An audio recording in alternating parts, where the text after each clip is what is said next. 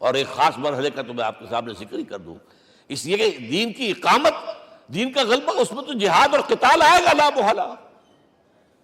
Nobody is going to allow you to change the system. اگر system بدلتا ہے تو اس کے ساتھ جو مفادات بدلتے ہیں وہ ختم ہو جاتے ہیں، جو پرولیجز ہیں وہ ختم ہو جاتے ہیں.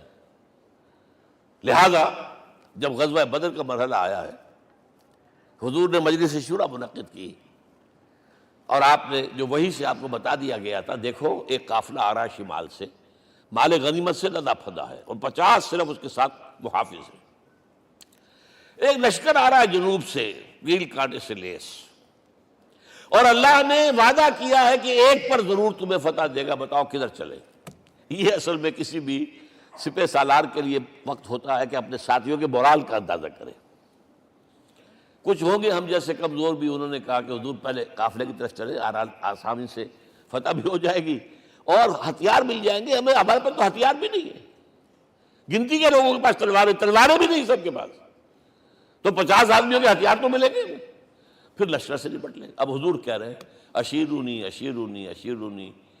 حضرت مقداد بن اسود کھڑے ہوتے، حضور ہمیں موسیٰ کے ساتھی نہ سمجھیے جنہوں نے کہہ دیا تفضل انت وربک فقاتلا انا ہاہنا قاعدون.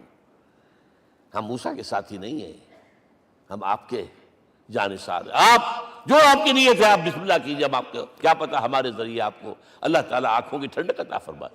حضور پھر فرمائے مجھے مشورہ دو، مجھے مشورہ دو. تب خیال آیا سعد ابن عبادہ رضی اللہ تعالیٰ عنہ کو، جو رئیس انصار تھے، ہو نہ ہو یہ ہماری طرف روئے سخن ہے، کیونکہ بیعت عقبہ ثانیہ جس کے نتیجے میں ہجرت ہوئی ہے اس میں طے یہ ہوا تھا کہ اگر یہ مکے والے مدینے پر حملہ آور ہوں گے آپ کو ختم کرنے کے لیے، ہم آپ کی حفاظت ایسے ہی کریں گے جیسے اپنے بیوی بچوں کی. اور ابھی مدینے پر حملہ ہوا نہیں ہے، حضور پری ایمپٹ کر رہے ہیں، باہر نکل کر مقابلہ کرنا چاہ رہے ہیں. تو گویا کہ انصار کور نہیں ہوتے اس کے اندر، اس لیے بار بار اشیرونی، مجھے مشورہ دو. اب سعد بن عبادہ کھڑے ہوتے ہیں، کانک تعنینا یا رسول اللہ صلی اللہ علیہ وسلم، اے اللہ کے رسول شاید آپ کا روئے سخن ہماری جانب ہے. فإنا آمنا بک وصدقناک، ہم آپ پر ایمان لا چکے ہیں، ہم نے آپ کی تصدیق کی، اب ہمارے پاس چوائس کون سا ہے؟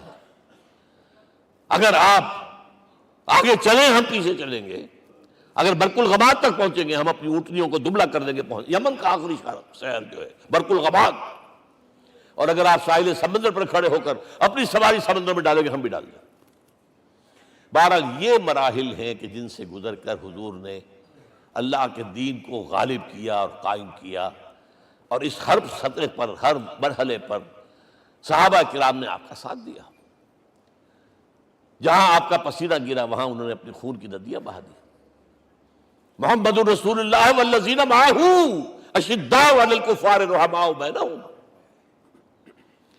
یہ ہے در حقیقت عظمت محمد صلی اللہ علیہ وسلم. آج کے دور میں سمجھ لیجئے اچھی طرح، یہ دور جس کا کہ فاتح ہیں حضور، فاتح سے مطلب افتتاح کرنے والے، اس دور میں اجتماعی نظام کی اصل اہمیت ہے. اجتماعی نظام غلط ہے، ایکسپلائٹیٹو ہے. تقسیم دولت کا نظام غلط ہے. کیا ہوگا؟ ایک طرف دولت جمع ہوگی، ایکومولیشن آف ویلتھ، ایک طرف بھوک، افلاس، فاقہ ہوگا. شاہ ولی اللہ دہلوی کہتے ہیں کہ جس معاشرے میں تقسیم دولت کا نظام غلط ہو جائے، یہ دو دھاری تلوار ہے، دو دھاری دونوں طرف کاٹتی ہے. ایک طرف دولت جمع ہوگی تو عیاشیاں ہوں گی، بدماشیاں ہوں گی، گلچرے ہوں گے، وہ بھی خراب، معاشرے کے لیے خراب.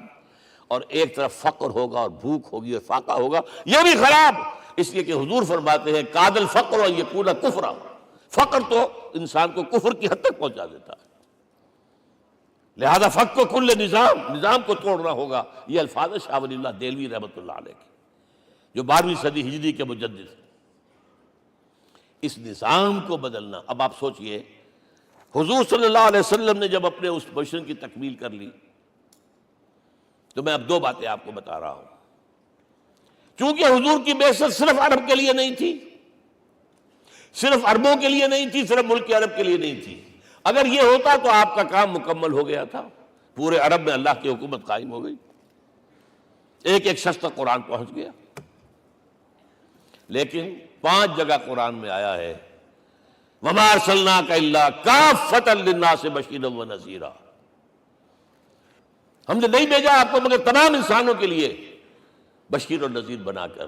لہذا کام مکمل نہیں ہوا. اقبال کہتا ہے وقت فرصت ہے کہاں، کام ابھی باقی ہے، نور توحید کا اتمام ابھی باقی ہے. یہ بھی تکمیل رسالت کا مظہر ہے کہ حضور سے پہلے کوئی رسول پوری نوع انسانی کے لیے نہیں بھیجا گیا. آپ پہلے رسول ہیں اللہ کے اور آخری جو پوری نوع انسانی کے لیے بھیجے گئے. حضرت عیسیٰ نے بھی یہی کہا تھا اپنے حواریین سے، تو سینٹ پال نے اسے تبلیغی مذہب بنایا ہے. انجیل میں اب بھی الفاظ موجود ہیں کہ I have been sent in search of the lost sheep of the house of Israel.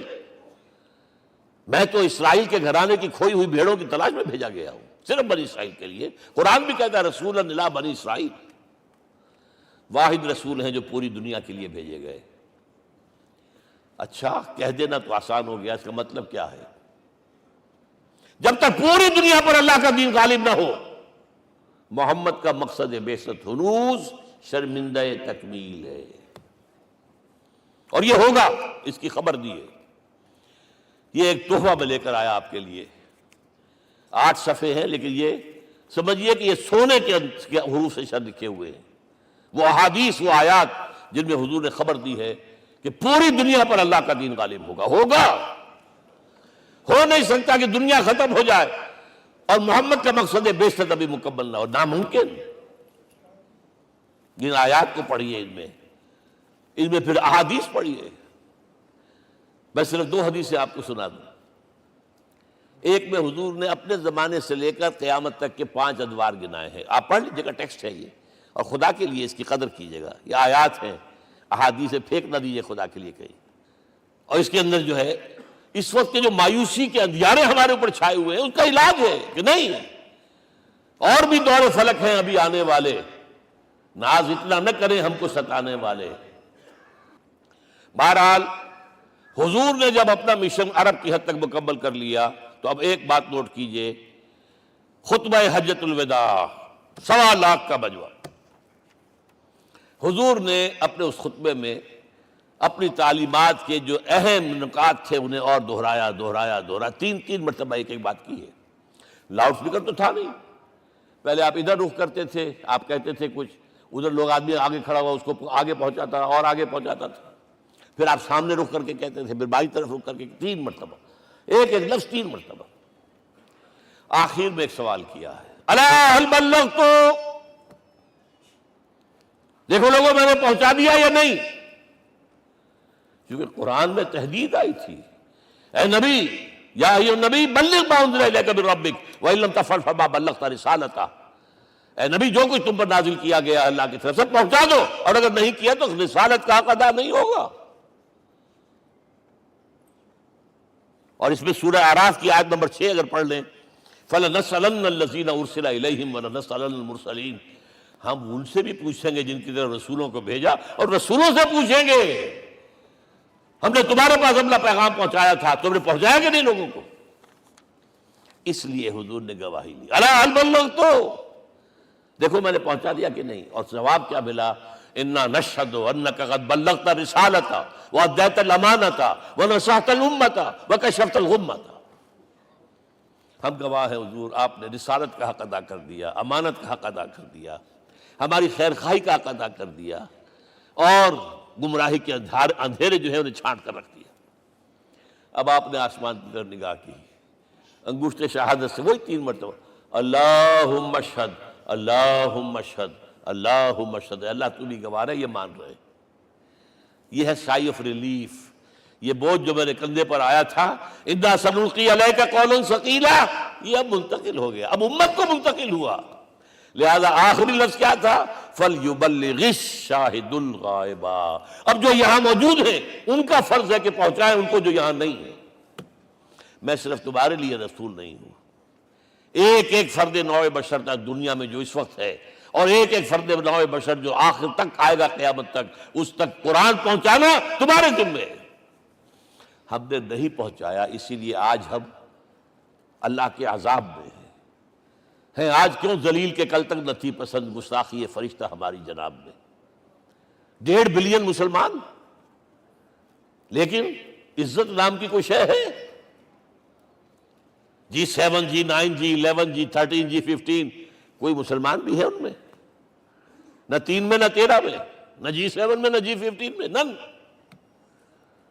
اتنی بڑی تعداد، سیکیورٹی کونسل میں کسی سیٹ کی امید ہے؟ نن۔ آپ کے وسائل پر ان کا قبضہ ہے، آپ کی ٹیکسیشن کے احکام وہاں سے آ رہے ہیں۔ ریٹ بڑھاؤ، چینی کے اس کے بڑھاؤ، اور فلاں کے بڑھاؤ، اور بجلی کے بڑھاؤ، اور تیل کے بڑھاؤ، کیا ہو رہا ہے؟ کیوں دلیل ہے؟ اور نمبر 2، آج دنیا میں خون اگر بہ رہا ہے تو صرف مسلمان کا ہو گیا، مانند آب ارضا مسلمان کا لہو۔ 60 سال سے کشمیر اور فلسطین، پھر درمیان میں صومالیہ، چچنیا، کوسوو، یہ سب بوسنیا، پھر آپ کو معلوم ہے فلپائنز، پھر جو کچھ ہوا افغانستان میں، اور جو کچھ ہوا اب ہو رہا ہے، جو کچھ ہوا عراق میں۔ یہ کیوں ہے؟ We are criminals number 1. We have not done our duty. ہم نے قرآن کو اپنا امام نہیں بنایا، دوسروں کے سامنے کیا پیش کریں گے؟ ہمارا اپنا سارا نظام سود کے اوپر مبنی ہے۔